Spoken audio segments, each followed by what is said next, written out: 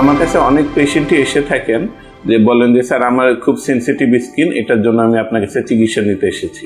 বা অনেকে বলেন যে স্যার আমার খুব সেনসিটিভ স্কিন, আপনি আমাকে যে মেডিসিনগুলো প্রেসক্রাইব করবেন আপনি সেনসিটিভ স্কিনের উপযুক্ত কিনা এটা চিন্তা করে একটু প্রেসক্রাইব করবেন।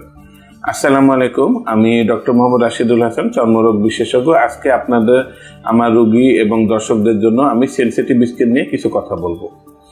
International forum for the study of each যে একটি অঙ্গ প্রতিষ্ঠান আছে বা একটি স্টাডি গ্রুপ আছে, তার একটি সেনসিটিভ স্কিনের সঙ্গে এমনভাবে দিয়েছে যে এমন একটা স্কিন যেটা আসলে দেখা যায় নর্মাল যে কোনো কন্ডিশনে বিভিন্ন ধরনের আনপ্লিজেন্ট রিয়াকশন করে। আনপ্লিজেন্ট রিয়াকশন বলতে দেখা যাচ্ছে যে নর্মাল যে অবস্থা বা সিচুয়েশন, এটাতে পেশেন্টের মুখে চুলকাচ্ছে, বার্নিং সেন্সেশন হচ্ছে, ইচিং হচ্ছে, টিংলিং সেন্সেশন হচ্ছে, স্টিঞ্জিং হচ্ছে। মানে হচ্ছে যে যখন উনি যাচ্ছেন চুলার কাছে বা রোদে গরমে, দেখা যাচ্ছে নর্মাল মানুষে কিন্তু চুলকাচ্ছে না, কিন্তু ওনার ক্ষেত্রে চুলকাচ্ছে, জ্বালা পোড়া করছে। অনেকে বলছেন যে সুই ফোটাচ্ছে, এরকম অনুভূতি হচ্ছে। অনেকে বলছেন যে হলো আমার কাছে পিঁপড়া কামড় দিচ্ছে, এরকম অনুভূতি হচ্ছে।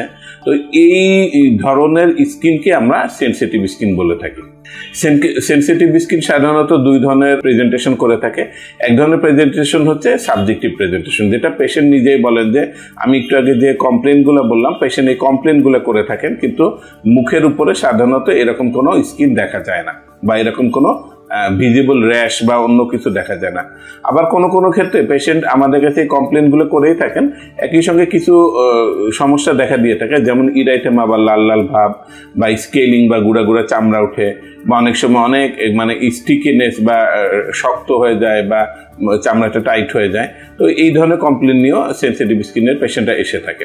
এই সঙ্গে প্রযোজ্য যে সেনসিটিভ স্কিনের জন্য আমরা অনেক সময় পেশেন্টের কোনো ডিজিজ ছাড়াও হতে পারে, আবার অনেক সময় বিভিন্ন ডিজিজও হতে পারে, যেমন একনি বা ব্রন বা atopic dermatitis, rosacea, seborrhoeic dermatitis, psoriasis, এইসব জিনিস রোগের সঙ্গেও কিন্তু সেনসিটিভ স্কিনের একটা সম্পর্ক আছে। আর একটা বিভিন্ন গবেষণাতে যেটি পাওয়া গেছে, সেনসিটিভ স্কিনের সবথেকে বেশি সম্পর্ক হচ্ছে যত্রতত্র কসমেটিক ব্যবহার। ওয়েস্টার্ন ওয়ার্ল্ডে এত উন্নত, তারপরে ওয়েস্টার্ন ওয়ার্ল্ডে এরকম কমপ্লেন পাওয়া যেয়ে থাকে, কিন্তু একই সঙ্গে আমাদের উপমহাদেশ বা অন্যান্য দেশে যেখানে এরকম কসমেটিক রেগুলেটরি আইন বা এরকম কোনো অথরিটি খুব বেশি রেগুলেশন করতে পারেন না, তো এইসব জায়গায় কিন্তু এই সমস্যাগুলো আরও বেশি হয়ে থাকে।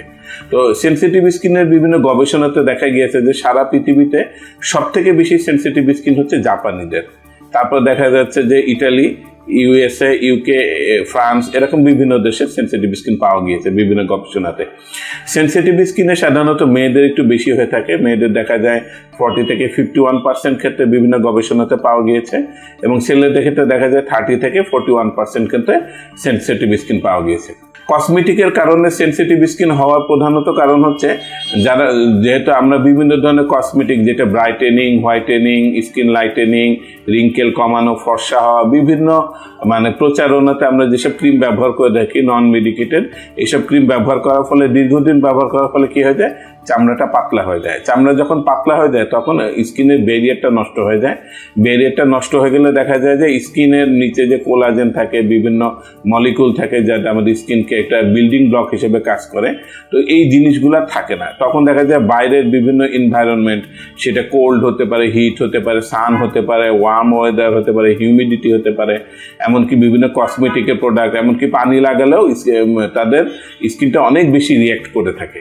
তো এই জন্য সেনসিটিভ স্কিন এক্ষেত্রে কসমেটিক ব্যবহার ক্ষেত্রে খুবই সচেতনতা অবলম্বন করতে হবে, এবং অবশ্যই আপনি কসমেটিক ব্যবহার করবেন, অবশ্যই আপনার নিকটস্থ ডার্মাটোলজিস্টের পরামর্শ নিয়ে আপনি আপনার ঘরোয়া ইউজার কসমেটিক্সও ব্যবহার করতে পারবেন। আর সেনসিটিভ স্কিন এতক্ষণের কথা থেকে আপনারা বুঝেছেন যে সেনসিটিভ স্কিন যে কোনো জায়গায় হতে পারে, তবে সব থেকে বেশি সেনসিটিভ স্কিন কিন্তু আমরা ফেসে মানে দেখে থাকি, এবং ফেসের কমপ্লেন নিয়ে আমরা ফেস করে থাকি। এই জন্য সেনসিটিভ স্কিনের যদি ডিজিজ রিলেটেড হয়ে থাকে তাহলে অবশ্যই সেই ডিজিজের চিকিৎসা করতে থাকতে হবে, যেমন সেটা হচ্ছে আমাদের ব্রন, বা অ্যাটোপিক ডার্মাটাইটিস, সেবোরিক ডার্মাটাইটিস এইসব হতে পারে। অথবা যদি কসমেটিক ব্যবহারের ক্ষেত্রে হয় তাহলে কসমেটিকের ক্ষেত্রে অবশ্যই সতর্কতা অবলম্বন করতে হবে। বিভিন্ন ধরনের আলফা হাইড্রোক্সি অ্যাসিড আছে, রেটিনোইক অ্যাসিড আছে, ভিটামিন সি আছে, এগুলো যেমন উপকারী তেমন কোনো পেশেন্টের ক্ষেত্রে এটা কিন্তু সেনসিটিভ স্কিন তৈরি করতে পারে। আর একই সঙ্গে যেটা আনঅথরাইজড মলিকুল আছে সেগুলো ব্যবহার করলে তো অবশ্যই হবে, যেমন বিভিন্ন হেভি মেটাল, স্টেরয়েড এবং অন্যান্য করোসিভ এজেন্ট। তো এই জন্য মানে ভালো ব্র্যান্ডের আপনি মানে কসমেটিক ব্যবহার করবেন এবং নিয়মিত ফেসের যত্ন নেবেন, আর সচেতন থাকবেন এবং রোগ হলে চিকিৎসা করাবেন। এবং কসমেটিক ব্যবহার করার ক্ষেত্রে বা হেলদি লাইফস্টাইলের ক্ষেত্রে আমার অন্যান্য ভিডিও আছে, এগুলো আপনারা দেখে নিয়ে এই সম্পর্কে একটা আইডিয়া নিতে পারবেন। আমার সঙ্গে থাকার জন্য ধন্যবাদ।